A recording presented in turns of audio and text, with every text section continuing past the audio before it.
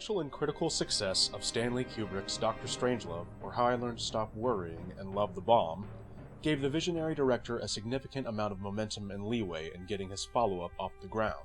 However, in order to achieve the liftoff he desired, he felt compelled to uproot his family and relocate to England. European filmmakers had been making great strides in creative autonomy during the early 1960s, and Kubrick desired the same level of control and artistic respect for himself. This move would prove to be a boon to Kubrick's career, kicking off an extended period of acclaim and success that saw the production of not only the best work in his filmography, but some of the best films of all time. Whereas Dr. Strangelove was decidedly earthbound in its concern for nuclear weapons' potential for devastation on a planetary scale, Kubrick's eighth feature film would quite literally shoot for the stars in its scope and ambition. Kubrick's fascination, like millions of others, was gripped by the great space race of the 1960s, a time when mankind achieved the technology to break free of Earth's gravitational pull and venture forth in exploration of the heavens. He engaged in a series of spirited debates with noted science fiction author Arthur C. Clarke over our place in the cosmos, intelligent alien life, and artificial intelligence. Their conversations gave way to serious collaboration, with Clarke offering up several of his novels and short stories as source material for Kubrick to adapt.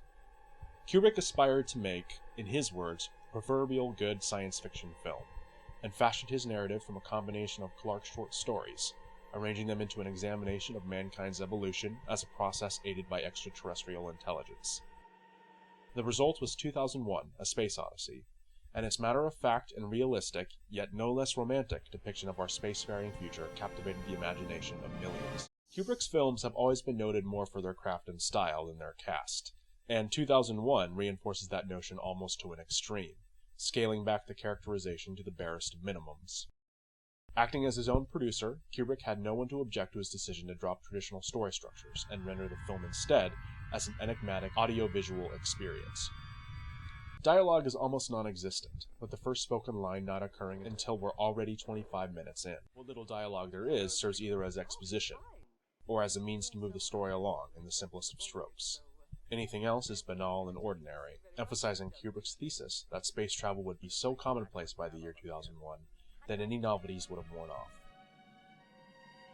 This idea is personified in the character of Dr. Heywood Floyd, played by William Sylvester, who is introduced to us early in the film as a traveling businessman en route to the moon, his lack of wonder at the whole enterprise suggesting he's made this trip several times before. He's more attached to his life back home on Earth, at one point even making a video call to his daughter on her birthday. The daughter is played by Kubrick's own daughter, Vivian. Keir Dullea plays the Jupiter mission commander Dr. Dave Bowman, who can be considered the film's conventional protagonist.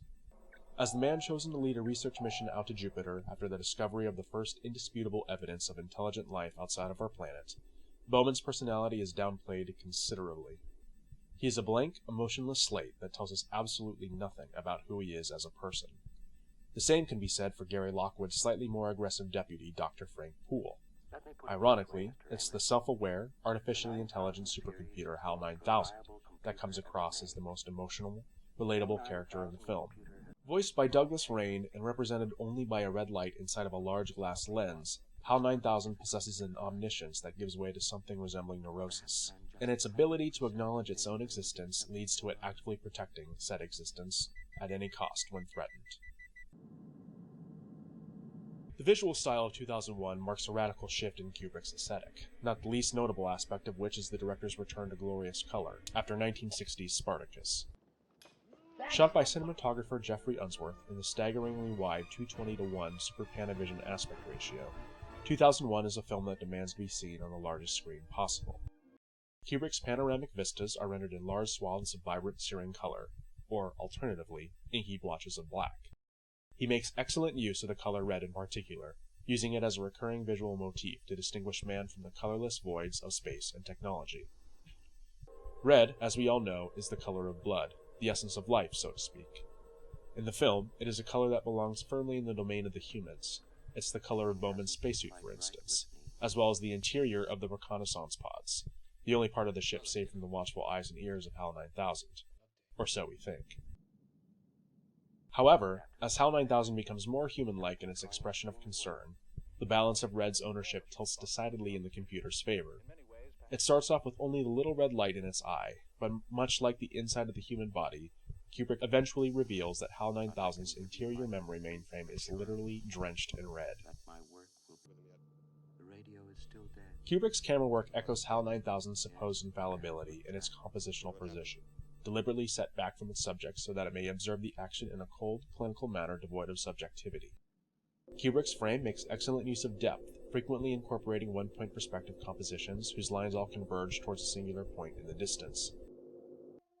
The pacing is glacial, at times unbearably so, but it also reinforces the endlessly patient, calculating nature of its antagonist. Despite the plotting nature of 2001's storytelling, Kubrick and editor Ray Lovejoy still infuse it with punches of new wave expressionism, like jarring jump cuts that radically disrupt the visual continuity. The most famous example of this is perhaps the most famous jump cut of all time, where Kubrick jumps forward 4 million years within a single frame by cross-cutting from a bone in the air to a similarly shaped satellite suspended in orbit above the Earth. Nearly 50 years after the film's release, this cut in particular is still breathtaking in its sheer audacity. Kubrick's inventiveness extends to other aspects of the film, such as sound design. 2001 was groundbreaking in its realistic depiction of the sonic aspects of space travel. Most science fiction films tend to value entertainment over realism, and thus blatantly disregard the well-known fact that space is a vacuum, and sound needs air in order to travel and be heard. Recent films like Alfonso Cuarón's Gravity have reintroduced us to the idea of the silent cosmos, but Kubrick's realistic treatment of the phenomena in 2001 blazed the trail in using the lack of sound as an asset.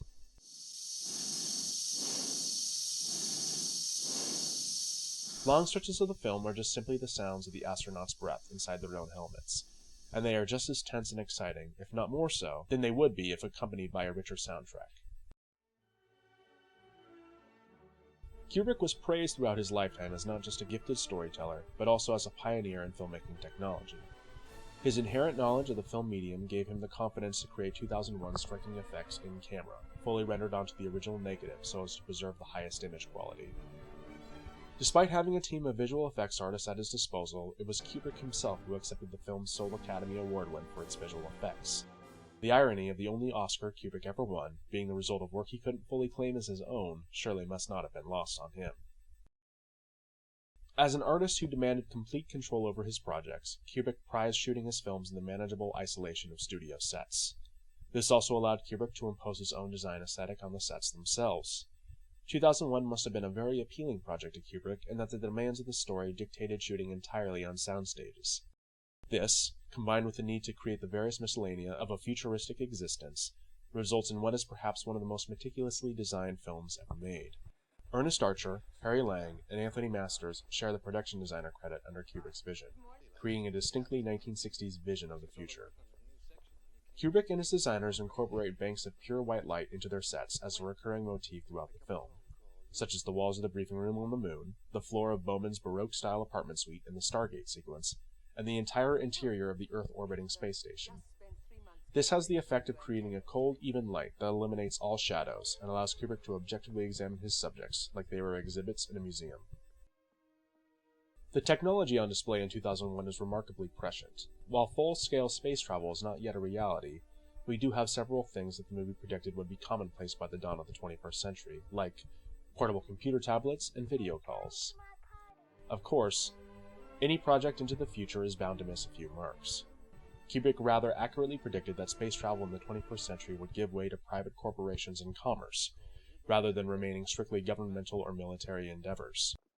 While this is now in the infancy of becoming a reality thanks to Richard Branson's Virgin Galactic and SpaceX, Kubrick erroneously, yet logically, predicts that major airlines would have made the natural expansion into space.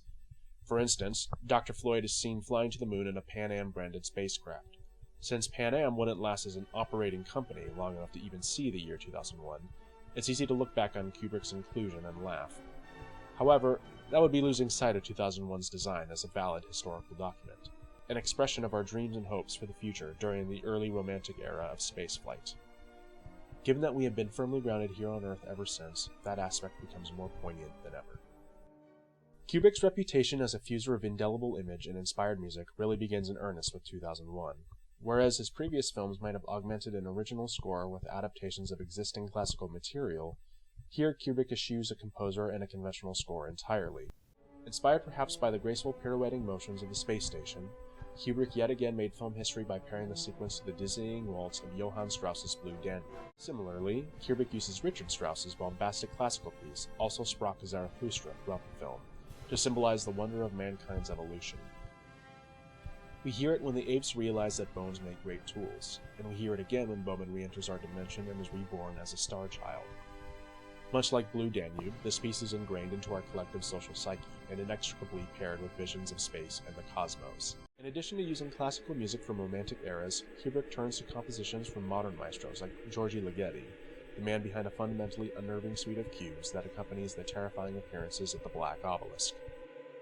Primal and dissonant, the piece features a building chorus of men's voices seemingly scrambling over each other in a bid to escape some unseen evil emanating from the bowels of the earth. It's the kind of music cue that makes one's skin crawl, so of course, Kubrick uses it as his beginning musical overture, filling the screen with an impenetrable blackness for several minutes before the story begins in earnest. Just as radically as Kubrick deviates from the straightforward visual style of his previous films in 2001, so too does he loyally adhere to the same set of themes that have fascinated him as an artist.